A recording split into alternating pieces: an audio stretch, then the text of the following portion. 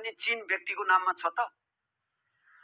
कस्तो कुराहरुको देश यो देशको नागरिकहरूको बराबर मेरो अधिकार हो भन्ने अनुभूत गराउनु पर्यो, नम्बर 1।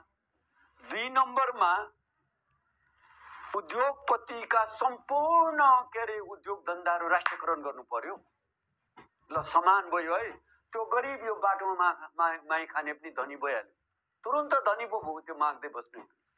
तेस्रो नम्बरमा जब त्यो उद्योग र भूमि राष्ट्रियकरणमा चाहिँ ऋण मुक्त गर्नु पर्यो। गोल्छाले कति ऋण होला, उसलाई कति ऋण मुक्त, ऋण पनि राष्ट्रले तिर्ने गरी। अब बाँकी यो 3टा बाट जनताले मुक्त गराएपछि अन्तर्राष्ट्रिय ऋण नेपाललाई कति छ? देशले बोकेको राष्ट्र ऋण अन्तर्राष्ट्रिय 30 खर्ब पुग्न लाग्यो। 30 खरब त्यो कसरी तिर्ने भन्ने कुरा व्यापक अर्थनीतिहरू अर्थविदहरूको बहस गर्नु पर्यो।